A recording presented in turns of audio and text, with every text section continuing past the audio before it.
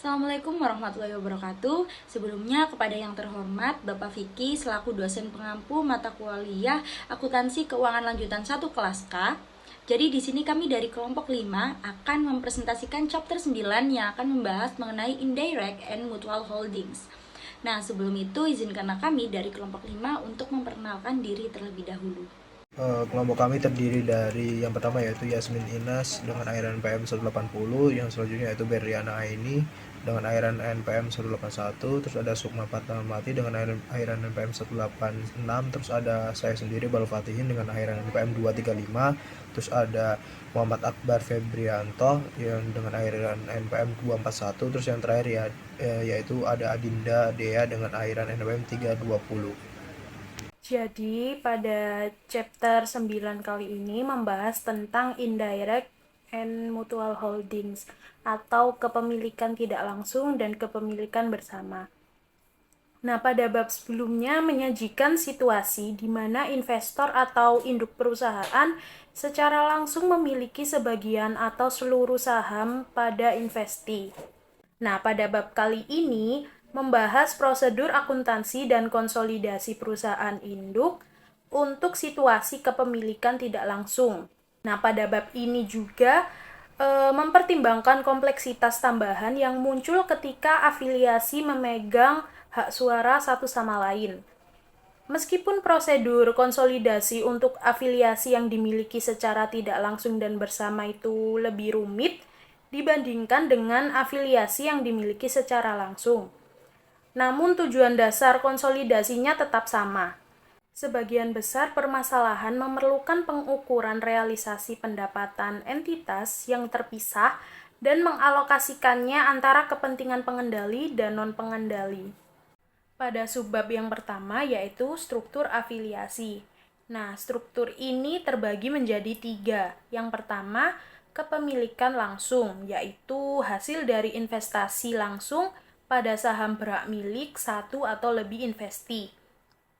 Yang kedua, kepemilikan tidak langsung, yaitu investasi yang memungkinkan investor mengendalikan atau mempengaruhi secara signifikan keputusan investee yang tidak dimiliki secara langsung melalui investee yang dimiliki secara langsung.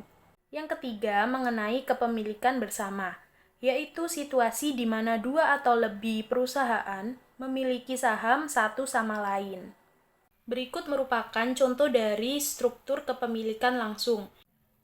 Pada bagian A yaitu single subsidiary atau anak perusahaan tunggal, yaitu struktur perusahaan di mana suatu perusahaan induk memiliki satu anak perusahaan. Nah, perusahaan induk itu biasanya memiliki lebih dari 50% saham dari anak perusahaan. Nah, pada gambar berikut dijelaskan bahwa perusahaan induk memiliki kepemilikan saham dari anak perusahaan sebesar 80%. Pada bagian B, yaitu multiple subsidiary atau beberapa anak perusahaan, yaitu situasi di mana sebuah perusahaan induk memiliki lebih dari satu perusahaan anak. Pada gambar dijelaskan bahwa perusahaan induk memiliki 3 perusahaan anak. Nah, pada subsidiary A memiliki 80% kepemilikan saham. Nah, pada subsidiary B memiliki 70% kepemilikan saham. Dan pada subsidiary C memiliki 90% kepemilikan saham. Lanjut, berikut merupakan contoh struktur dari kepemilikan tidak langsung. Nah, untuk bagian A, dalam diagram ayah, anak, cucu, perusahaan induk secara langsung memiliki 80% kepemilikan di anak perusahaan A, dan secara tidak langsung memiliki 56% kepemilikan pada anak perusahaan B. Nah, 56% ini didapat dari 80% dikali dengan 70%. Sedangkan subsidiary A memiliki 70% kepemilikan pada subsidiary B. Pemegang saham non-pengendali pada perusahaan induk memiliki 44% pada anak perusahaan B. Nah, itu didapat dari 30% dipegang langsung oleh pemegang saham B non-pengendali ditambah dengan 14% yang dipegang oleh 20% pemegang saham A non-pengendali, yaitu 20% dikali 70%. Nah, pada diagram B, dalam ilustrasi afiliasi penghubung, perusahaan induk memiliki 80% saham pada anak perusahaan A. Kemudian, anak perusahaan A memiliki kepemilikan saham pada anak perusahaan B sebesar 40%. Nah, perusahaan induk juga memiliki 20% saham pada anak perusahaan B secara langsung, serta memiliki 32% yang didapat dari 80% dikali 40% secara tidak langsung, sehingga total kepemilikan sebesar 52%. Pada bagian yang ketiga, kepemilikan bersama. Nah, berikut contoh struktur dari kepemilikan bersama. Pada diagram A, yaitu afiliasi pertama untuk kepemilikan bersama. Perusahaan induk memiliki 80% saham anak perusahaan A. Dan anak perusahaan A memiliki 10% saham perusahaan induk. Dengan demikian, 10% saham induk dimiliki dalam struktur afiliasi dan 90%-nya beredar. Kemudian pada bagian B, yaitu diagram B untuk kepemilikan bersama.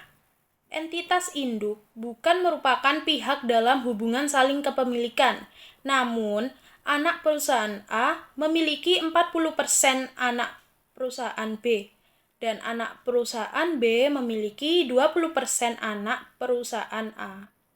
Bab ini saya akan menjelaskan tentang poin yang pertama, yaitu indirect holding, father, son, and grandson struktur, di mana itu kepemilikan tidak langsung. Strukturnya itu berarti dari ayah, anak, kemudian cucu, di mana pada subbab ini itu membahas tentang dari ayah itu mengakuisisi anak, terus anak itu mengakuisisi cucu. Nah, pada contoh soalnya yaitu asumsikan bahwa Pop Corporation itu mengakuisisi 80% saham dari Sun Corporation pada tanggal 1 Januari 2016. Nah, sedangkan Sun itu mengakuisisi atau anaknya itu mengakuisisi 70% saham dari Toy Corporation pada tanggal 1 Januari 2017 atau 1 tahun setelah Pop Corporation mengakuisisi Sun Corporation. Nah, investasi Pop pada Sun dan investasi Sun pada Toy ini dilakukan sebesar nilai wajar sama dengan nilai buku, atau nilai wajarnya itu sama dengan nilai buku. Nah, neraca saldo ketiga perusahaan tersebut pada tanggal 1 Januari 2017 dapat dilihat di layar PPT bahwasanya untuk order aset atau aset lainnya itu pada Pop senilai 400, terus ada Sun 195, terus ada Toy 190, dan keterangan selanjutnya. Terus juga ada keterangan tentang pendapatan ketiga perusahaan tersebut, tidak termasuk pendapatan investasi dan dividen pada tahun 2017. Dapat dilihat pada slide PPT. Untuk Pop itu pendapatannya sebesar 100, terus 50, terus untuk Toy sebesar 40, terus untuk dividen Pop sebesar 60, terus untuk Sun itu 30, terus untuk Toy yaitu 20. Untuk subbab kepemilikan tidak langsung struktur ayah, anak, cucu itu ada metode ekuitas akuntansi untuk afiliasi ayah, anak, cucu tersebut, dimana dari keterangan tadi soal atau slide sebelumnya, berarti langkah yang pertama yaitu dari Sun itu harus mencatat di mana pendapatan dari Toy dan dividen dari Toy dengan jurnal yaitu cash pada investment in Toy.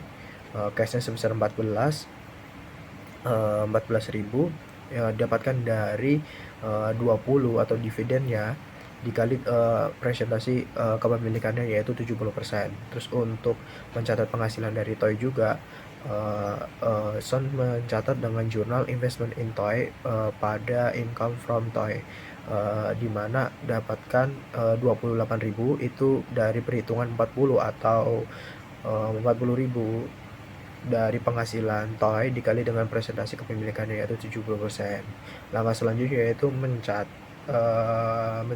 di buku Pop atau bapak atau induknya. Jurnalnya sama. Yang pertama yaitu cash pada investment in Sun, bukan investment in toy, karena ini POP itu mencatat dividen dari akumulasi dari Sun ditambah dengan toy, yang dimana dapatkan dari 24 itu dapatkan dari 30, atau dividen dari Sun dikali dengan presentasi kepemilikannya yaitu 80%. Terus jurnal yang kedua yaitu mencatat penghasilan dari Sun, yaitu dengan jurnal investment in Sun pada income from Sun, dapatkan dari 78.000 dikali 80%. 78.000 itu dapatkan dari pendapatan dari Sun itu 50.000 tambah dengan pendapatan Sun dari toy yaitu 28.000. Jadi 78.000 terus dikali presentasi kepemilikannya yaitu 80%, menjadi 62.400. Juga metode yang kedua yaitu computation operation for konsolidasi net income, atau pendekatan komputasi untuk laba bersih konsolidasi. Nah, pada pendekatan ini yang pertama yaitu mencatat penghasilan terpisah dari POP atau bapaknya sendiri, yaitu yang terlihat pada neraca yaitu 100.000. Terus menambahkan penghasilan dari Sun untuk POP yang dimana penghasilannya itu 50 dikali dengan kepemilikannya yaitu 80%, jadi 40.000. Terus juga menambahkan penghasilan toy yang ke POP atau bapaknya yang dihitung langsung dengan penghasilan toy yaitu 40.000 dikali dengan kepemilikan POP ke Sun yaitu 80%, terus dikali dengan kepemilikan Sun ke toy yaitu 70%, maka menjadi 22.400.000. Jadi laba bersih POP hasil konsolidasi yaitu sebesar 162.400. Yang selanjutnya yaitu menghitung pada penyajian laporan laba rugi konsolidasinya. Yang pertama itu menggabungkan semua penghasilan baik itu dari bapak, anak, dan cucu. Yang pertama yaitu dari bapaknya sendiri yaitu 100.000, terus juga pada anaknya atau Sun yaitu sebesar 50.000, terus juga pada perusahaan toy atau toy corporation sebesar 40.000. Jadi total seluruh penghasilannya yaitu 190.000. Terus dikurangi juga pada NCI. Nah, NCI pengendalian itu terhadap pendapatan toy yang dapatkan dari 40.000 atau penghasilan dari toy dikali dengan 30%, atau NCI dari Sun ke toy menjadi 12.000. Yang selanjutnya yaitu mencatat penghasilan atau penghasilan NCI dari POP ke toy, dapatkan dari 40.000 dikali dengan 70% atau kepemilikan dari Sun ke toy dikali dengan 20%, yaitu pengurangan dari kepemilikan POP ke Sun, yang menjadi NCI nya menjadi 55.600. Terus mencatat NCI juga pendapatan dari POP dari Sun ke POP, di mana pendapatannya itu 50.000 dikali dengan 20%. 20% dapatkan dari 100% dikurangi 80% atau kepemilikan dari Sun, menjadi 10.000. Terus total untuk NCI-nya yaitu sebesar 27.600.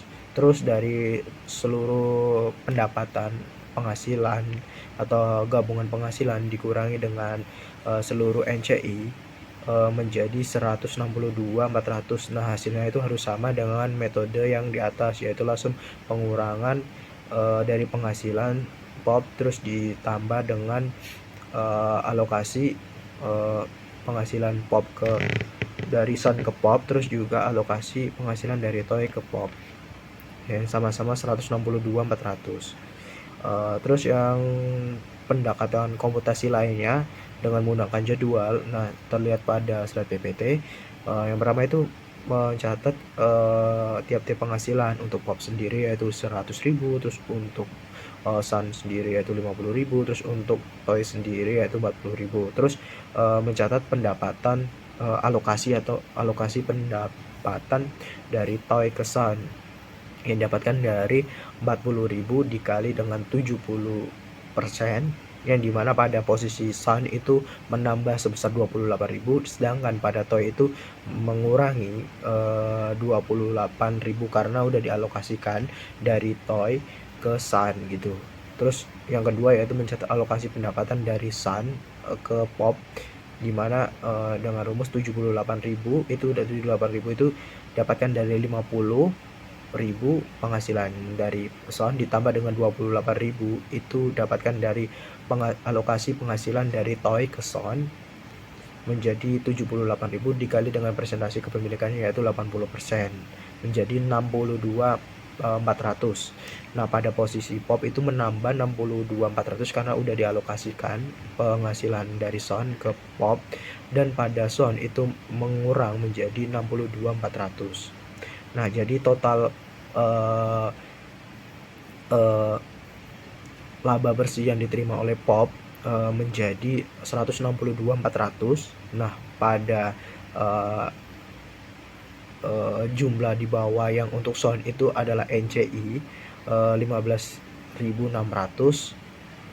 karena udah 50.000 udah ditambah 28.000 didapatkan alokasi dari Toy, terus dikurangi 62.400 karena 62.400 itu alokasi dari Sun ke Toy, jadi total menjadi 15.600. Nah, itu itu adalah NCI dari Pop ke Toy. Terus untuk 12.000 itu adalah NCI untuk Sun ke Toy.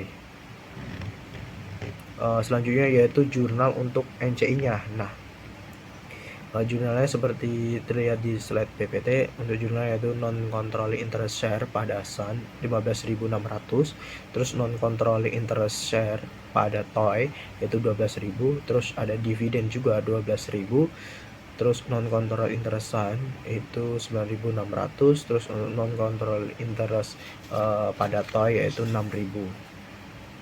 Ini adalah jurnal untuk mengentry non control interest atau NCI. Baik, di sini saya akan menjelaskan indirect holding connecting affiliate structure. Di situ diberikan contoh, yaitu Pet Corporation memiliki saham 70% dari Sal Corporation dan memiliki 60% saham dari Thai Corporation. Selain itu, Sal Corporation juga memiliki 20% saham dari Thai Corporation. Untuk gambarnya bisa dilihat di PPT, dan ada keterangan lain yaitu selama 2018 Pet, Sal, dan Thai Corporation memiliki earning sebesar $70.000, $35.000, dan $20.000. Sementara itu memiliki dividen masing-masing $40.000, $20.000, dan $10.000. Dan di situ juga terdapat intercompany profit transaction. Yang pertama yaitu transaksi downstream. Pet menjual tanah kepada Sal sebesar $10.000, dan karena downstream maka gainnya dimiliki oleh induk semua. Dan yang kedua ada transaksi upstream, yaitu Sal menjual inventory ke Pet dan memiliki unrealized sebesar $5.000. Dan karena ini upstream, maka sebagian milik Pet dan sebagian milik NCI. Baik, di sini saya akan menjelaskan tentang income dan dividen allocation-nya. Dimulai dari Thai Corporation, tadi mendapatkan income 20.000 dan akan dibagi ke NCI 20%, ke Sal Corporation 20%, dan Thai Corporation 60%. Sementara untuk Sal Corporation tadi ada $35.000 pendapatannya, terus dikurangin dari unrealized profit inventory tadi sebesar $5.000, dan mendapatkan laba dari Thai Corporation tadi sebesar $4.000, sehingga 35 dikurangi 5 ditambah 4 menjadi $34.000. $34.000 itu akan dibagi ke 70% ke Pet Corporation, yaitu sebesar 23,8 dan sisanya akan dibagikan ke NCI yaitu sebesar 10,2. Lalu ke Pet Corporation yaitu income-nya sebesar $70.000 dikurangin dari unrealized gain online sebesar $10.000 dan mendapat tambahan income dari Thai Corporation sebesar 12.000 dan dari PT SAL sebesar 23,8 sehingga totalnya yaitu $95,8. Dan untuk dividennya, untuk Thai Corporation tadi dividennya $10.000 dibagi 20% ke NCI, 20% ke SAL dan 60% ke Thai. Ke PET. Ke PET. Dan untuk SAL Corporation mendapatkan dividen tadi $20.000 akan dibagi 70% ke PET dan 30% ke NCI. Dan untuk PET sendiri dividennya tadi $40.000. Sehingga pendapatan SAL dari Thai sebesar $4, pendapatan PET dari Thai sebesar $12 dan pendapatan PET dari SAL sebesar $13,8. Baik, di sini saya akan menjelaskan adjustment and elimination entries-nya, yaitu yang pertama ada sales pada cost of sales sebesar 15.000 yaitu untuk mengeliminasi akun resiprokal. Dan yang kedua ada cost of sales pada inventory sebesar 5.000 untuk mengeliminasi unrealized dari inventory. Dan yang ketiga ada gain online pada plan asset sebesar 10.000 yaitu untuk mengeliminasi unrealized profit dari tanah. Dan yang keempat ada income from Thai sebesar 16.000 pada dividen 8.000, investment in Thai 60% 6.000 dan investment in Thai 20% 2.000 untuk mengeliminasi pendapatan dan dividen dari Thai dan mengadjust investment di akun Thai. Dan yang kelima ada return earning Thai 1 Januari 2018 sebesar 80.000, goodwill sebesar 12.000, capital stock sebesar 100.000, pada investment in Thai 60% sebesar 115.200.000 dan investment in Thai 20% sebesar 38.400 dan non controlling interest Thai sebesar 38.400 yaitu untuk mengeliminasi akun resiprokal investment dan equity pada Thai dan mencatat goodwill dan NCI pada 1 Januari 2018.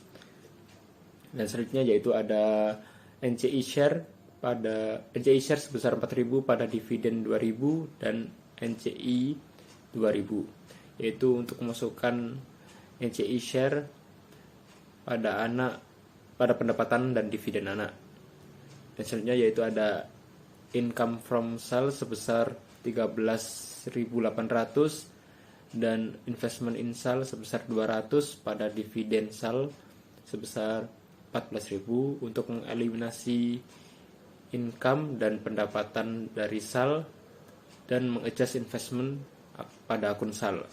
Selanjutnya yaitu ada return earning pada SAL 1 Januari 2018 sebesar 50.000, goodwill sebesar 12.000, capital stock sebesar 200.000 pada investment in SAL sebesar 183.400 dan NCI sebesar 78.600 yaitu untuk mengeliminasi akun resiprokal investment dan equity pada SAL dan mencatat goodwill dan NCI pada 1 Januari 2018. Dan yang terakhir ada NCI share NCI share sebesar 10.200 pada dividen 6.000 dan NCI 4.200 untuk mencatat NCI share pada pendapatan dan dividen anak.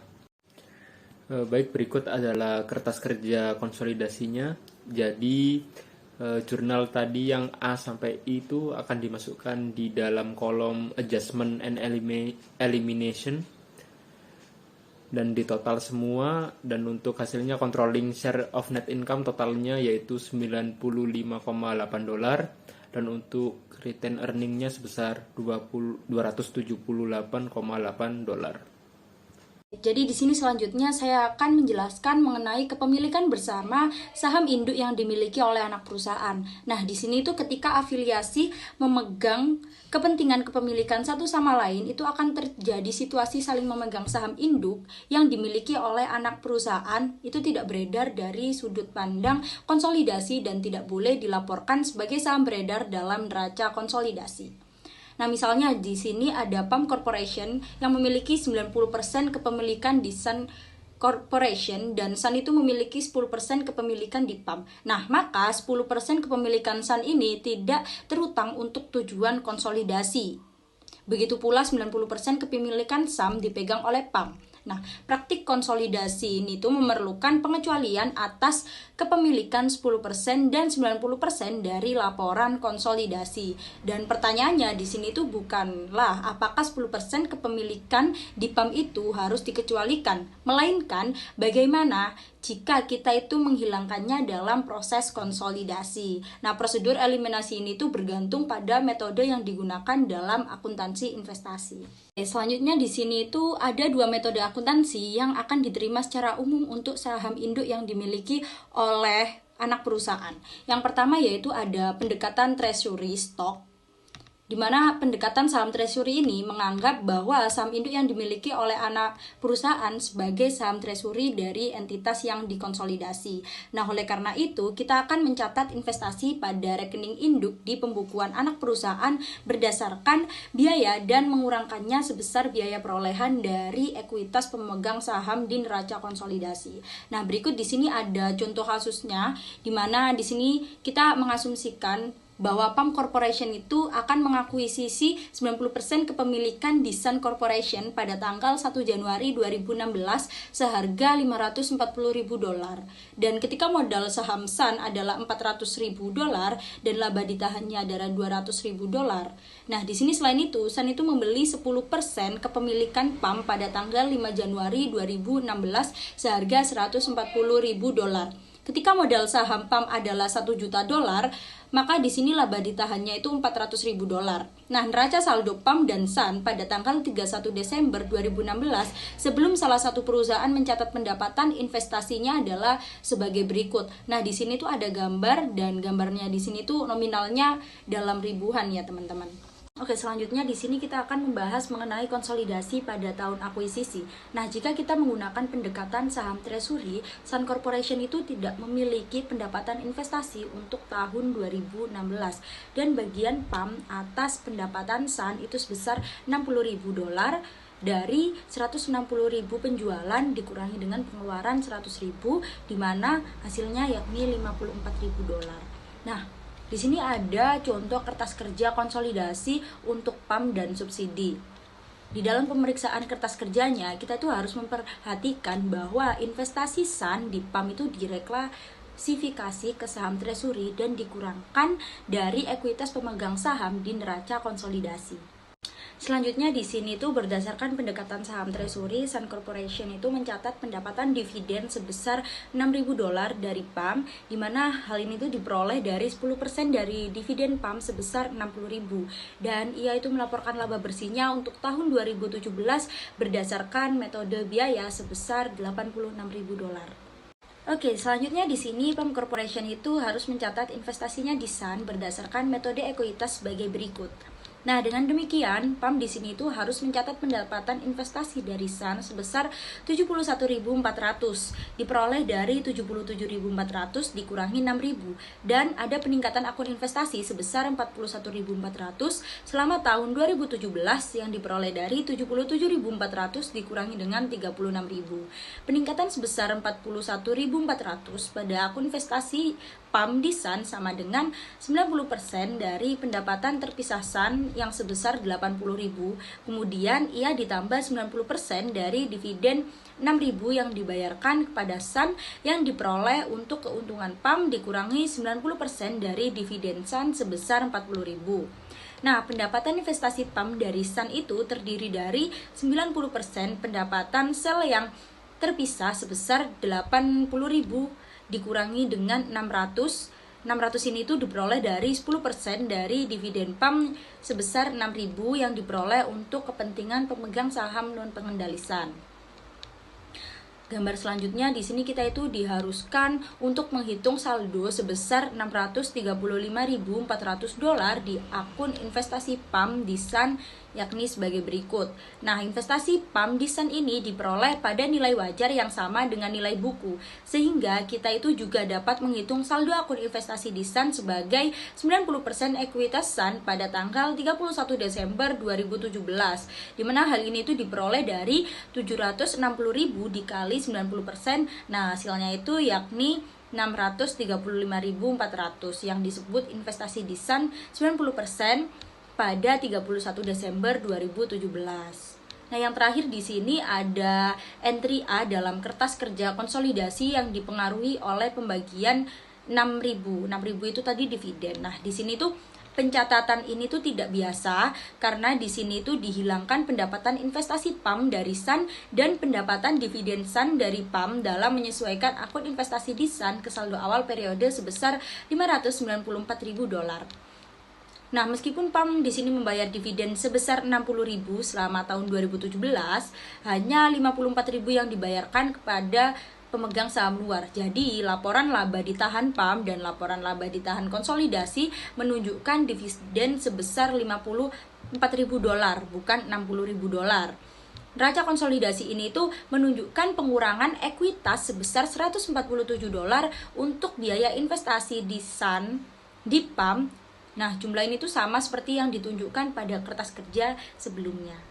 Nah, pendekatan yang kedua yakni ada pendekatan konvensional, di mana pendekatan konvensional adalah kita mencatat investasi anak perusahaan pada saham induk berdasarkan ekuitas dan mengeliminasi akun investasi anak perusahaan terhadap akun ekuitas induk dengan cara yang biasa. Nah, berdasarkan pendekatan konvensional ini, itu kita itu menganggap saham induk yang dimiliki oleh anak perusahaan itu telah dihentikan secara konstruktif dan modal saham serta laba ditahan yang berlaku untuk kepentingan yang dimiliki oleh anak perusahaan itu tidak muncul dalam laporan keuangan konsolidasi. Nah, di sini ada contoh kasusnya di mana kita di sini anggap saja bahwa akuisisi Sun atas saham PAM itu berdasarkan prosedur konvensional merupakan penghentian konstruktif sebesar 10% modal saham PAM. Neraca konsolidasi untuk PAM dan anak perusahaan pada saat akuisisi itu menunjukkan modal saham dan laba ditahan yang berlaku untuk 90% ekuitas PAM Corporation yang dimiliki di luar entitas konsolidasi sebagai berikut. Ya, di sini tuh ada laporannya yaitu dalam ribuan. Oke, selanjutnya di sini tuh akuntan umumnya setuju bahwa neraca konsolidasi itu harus menunjukkan modal saham dan laba ditahan yang berlaku bagi pemegang saham pengendali di luar entitas konsolidasi. Namun, perlakuan ini tuh menimbulkan pertanyaan mengenai penerapan metode ekuitas pada kepemilikan bersama yang melibatkan saham induk. Nah, meskipun ada beberapa keraguan di sini yang telah diungkapkan mengenai penerapan metode ekuitas pada saham induk yang dimiliki bersama, pendapat yang diambil dalam buku akuntansi keuangan lanjutan sebelumnya yaitu bahwa metode ekuitas itu berlaku dan pada kenyataannya itu diwajibkan oleh GAAP. Nah, transaksi investasi yang bersifat modal yang mempengaruhi bagian investor atas ekuitas investasi itu harus dicatat seolah-olah investasi itu merupakan anak perusahaan yang dikonsolidasi dalam akuntansi investasi PAM di Sun. Nah, mungkin di sini persyaratan tersebut itu dituliskan dengan ayat jurnal sebagai berikut, di mana ayat jurnal tersebut itu mengurangi modal induk dan laba ditahan untuk mencerminkan jumlah yang berlaku bagi pemegang saham pengendali di luar entitas yang dikonsolidasi. Di sini tuh kita harus mendasarkan pengurangan akun investasi pada Sun pada teori bahwa saham induk yang dibeli oleh anak perusahaan pada dasarnya itu dikembalikan kepada induk dan dihentikan secara konstruktif. Nah, dengan mencatat penghentian konstruktif saham induk itu pada pembukaan induk, ekuitas induk itu mencerminkan ekuitas pemegang saham di luar entitas yang dikonsolidasi. Dimana ini itu adalah pemegang saham yang menjadi tujuan laporan konsolidasi tersebut. Selain itu, mencatat penghentian konstruktif seperti yang ditunjukkan akan menetapkan konsistensi antara modal saham dan laba ditahan untuk pemegang saham luar perusahaan induk 90% dan laba bersih, dividen dan laba per saham orang tua yang juga berhubungan dengan 90% pemegang saham luar perusahaan induk. Nah, di mana catatan laporan keuangan harus menjelaskan rincian pensiun konstruktif. Selanjutnya akan dilanjutkan oleh rekan saya. Selanjutnya ada alokasi pendapatan bersama. Di sini kita menggunakan metode akuntansi konvensional untuk saham yang dimiliki bersama, di mana pendapatan perusahaan induk dan perusahaan anak perusahaan saling terkait dan harus dihitung berdasarkan ekuitas. Pemecahan masalah penentuan pendapatan ini melibatkan penggunaan prosedur matematika, terutama persamaan dan substitusi simultan. Jadi alokasi pendapatan kepada afiliasi dan pemegang saham luar itu dilakukan dalam 2 langkah. Yang pertama, untuk menghitung pendapatan konsolidasi PAM dan SAN yang mencakup pendapatan bersama afiliasi. Yang kedua, menghasilkan jumlah tersebut dengan persentase kepemilikan dalam grup afiliasi dan kepentingan pengendali. Ini untuk menentukan laba bersih konsolidasi berdasarkan ekuitas dan bagian masing-masing kepentingan non pengendali. Jadi di sini tertera langkah pertama. Jadi kami menentukan pendapatan PAM dan SAN secara konsolidasi di tahun 2016 secara matematis. P sama dengan pendapatan PAM secara konsolidasi, ini termaksud pendapatan bersama. S sama dengan pendapatan SAN secara konsolidasi termaksud pendapatan bersama. Jadi P ini menghasilkan terpisah PAM sebesar $100.000 ditambah 90% dari S. S menghasilkan terpisah dari SAN sebesar $60.000 ditambah 10% dari P. Substitusinya sebagai berikut. PAM menghasilkan $169.231 dan SAN menghasilkan $76.923. Akuntan pendapatan bersama dengan mode ekuitas. Jadi PAM Corporation ini mencatat pendapatan investasinya untuk tahun 2016 berdasarkan ekuitas pada gambar berikut. Jadi investasi di Matahari itu sebesar 52.308 pada pendapatan dari Matahari 52.308 ini untuk mencatat pendapatan dari SAN. Jadi pendapatan 52.388 dari SAN ini berasal dari 90% pendapatan konsolidasi SAN sebesar 76.923 dikurangi dari 10% pendapatan konsolidasi dari PAM sebesar 169.231. SAN ini mencatat investasinya di PAM sebesar $140.000 karena kepemilikannya hanya 10%. Karena PAM tidak membagikan dividen pada 2016, jadi SAN ini tidak memiliki pendapatan investasi dan akun investasinya tetap sebesar biaya awal. Konsolidasi dengan metode ekuitas. Jadi di sini pada metode ini tuh menyajikan kertas kerja konsolidasi untuk PAM dan anak perusahaannya. Jadi berdasarkan prosedur konvensional untuk tahun 2016, kertas kerja tersebut ini menunjukkan investasi di SAN itu 90% sebesar $452.308. Jadi investasi awalnya $540.000 ditambah pendapatan investasi $52.308 dikurangi pendapatan investasi awalnya tuh $52.308.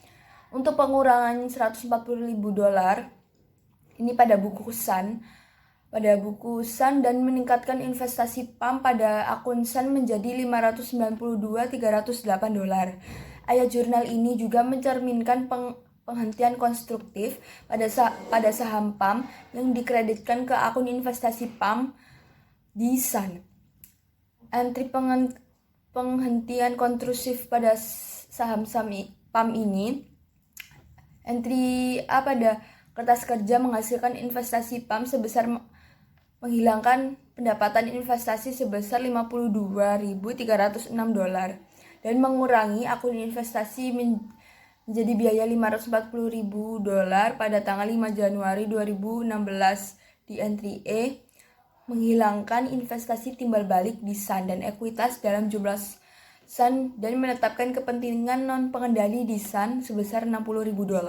Jadi 10% dari $600.000 tersebut di awal tahun 2016. Berikut kertas kerja konsolidasi perusahaan PAM dan anak perusahaannya untuk tahun yang berakhir 31 Desember 2016. Jadi dalam memeriksa kertas kerja seperti di samping ini, bahwa laba bersih, modal, saham, dan laba ditahan dalam pelaporan terpisah PAM Corporation dengan bagian pengendali atas laba bersih konsolidasi, modal, saham konsolidasi, dan laba ditahan konsolidasi ini masing-masing secara intensif. Kesetaraan ini tidak akan ada tanpa adanya entry untuk mencatat penghentian konstruktif dalam saham di pembukuan PAM. Untuk materi selanjutnya yaitu ada subsidiary stock mutual health. Nah, yang dimaksud dalam hal ini yaitu saham induk yang dimiliki dalam suatu struktur afiliasi tidak beredar dan tidak dilaporkan sebagai saham beredar baik dalam laporan induk berdasarkan metode ekuitas atau dalam laporan keuangan konsolidasi. Nah, saham yang dimiliki bersama melibatkan anak, perusahaan yang memegang saham satu sama lain, dan pendekatan saham treasury tidak dapat diterapkan. Selanjutnya yaitu terdapat contoh kasus mengenai akuisisi PAL, SET, dan TON adalah sebagai berikut. Yang pertama itu PAL mengakuisisi 80% kepemilikannya di SET Corporation pada tanggal 2 Januari 2016 seharga $260.000. Ketika ekuitas pemegang saham SET terdiri dari modal saham sebesar $200.000 dan laba ditahan sebesar $100.000 yang diperoleh dari $25.000 total goodwill yang tersirat. Yang kedua, ada SET mengakuisisi 70% kepemilikannya di TON Corporation seharga $112.000 pada tanggal 3 Januari 2017 ketika ekuitas pemegang saham TON terdiri dari $100.000 modal saham dan $50.000 laba ditahan yang diperoleh dari $10.000 total goodwill tersirat. Yang ketiga yaitu ada TON mengakuisisi 10% kepemilikannya di SET seharga $40.000 pada tanggal 31 Desember 2017 ketika ekuitas pemegang saham SET terdiri dari $200.000 modal saham dan $200.000 laba ditahan tanpa goodwill. Selanjutnya yaitu ada akuntansi sebelum hubungan saling memegang, yang dimana diasumsikan bahwa aset bersih tercatat dari investasi yang dijelaskan sama dengan nilai wajar pada saat akuisisi dan kelebihannya merupakan goodwill.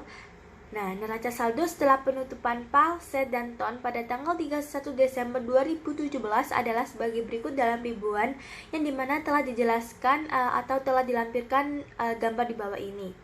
Nah, kemudian saldo 10% investasi TON di akun SET pada tanggal 31 Desember 2017 sama dengan biaya investasi sebesar $40.000 pada tanggal tersebut. Asumsikan TON memperhitungkan 10% investasi di SET berdasarkan biaya, meskipun metode ekuitas mungkin digunakan karena kendali mutlak berada di tangan perusahaan induk. Kemudian gambar di bawah ini cara perhitungan investasi SET sebesar 133.000 ton pada tanggal 31 Desember 2017 yang dimana diperoleh dari investasi di TON pada tanggal 3 Januari 2017 ditambahkan 70% dari pendapatan TON sebesar 30.000 kemudian dikurangi dividen pada tahun 2017. Kemudian ada akuntansi untuk anak perusahaan yang saling dimiliki. Nah, gambar di bawah ini ada pendapatan dari operasi terpisah sebesar, kemudian ada dividen diumumkan. Nah, dari gambar di atas tersebut dilakukan perhitungan alokasi pendapatan yang dimana untuk afiliasi lambang P dilambangkan penghasilan terpisah PAL ditambahkan 0,8S. Jika dihitung itu P sama dengan $112.000 ditambahkan 0,8S, kemudian S itu dilambangkan pendapatan terpisah SET ditambahkan 0,7U, jika dihitung yaitu ada $51.000 ditambahkan 0,7U, kemudian U itu dilambangkan penghasilan terpisah TON ditambahkan 0,1S yang dimana jika dihitung itu ada 40.000 ditambahkan 0,1S. Kemudian kita selanjutnya yaitu melakukan perhitungan saldo akun investasi. Nah, gambar di bawah ini merupakan ringkasan saldo akun investasi pada tanggal 31 Desember 2018.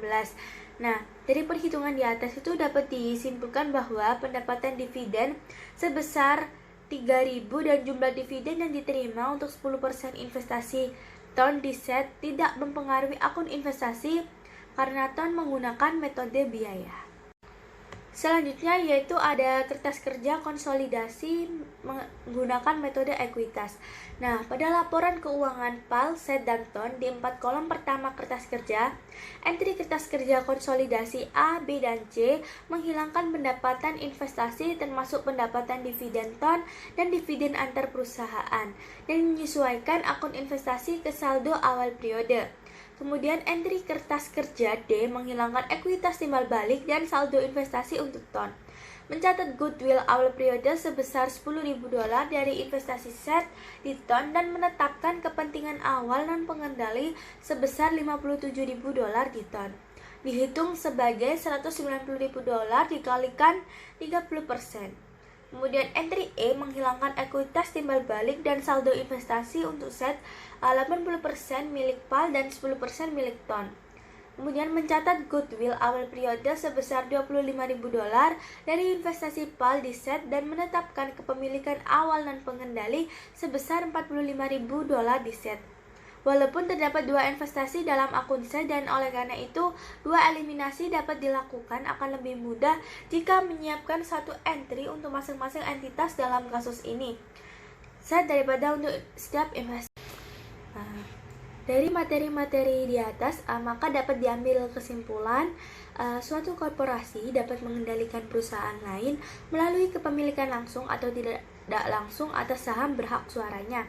Nah, kepemilikan tidak langsung ini memberikan investor kemampuan untuk mengendalikan atau mempengaruhi secara signifikan operasi investi yang tidak dimiliki secara langsung melalui investi yang dimiliki secara langsung. Masalah utama yang dihadapi dalam mengkonsolidasikan laporan keuangan perusahaan dalam situasi pengendalian tidak langsung terletak pada pengalokasian pendapatan dan ekuitas antara pemegang saham pengendali dan non-pengendali. Beberapa pendekatan komputasi tersedia untuk alokasi tersebut, namun pendekatan jadwal mungkin merupakan pendekatan keseluruhan yang terbaik karena kesederhanaannya dan karena pendekatan ini memberikan referensi langkah demi langkah dari semua alokasi yang dibuat.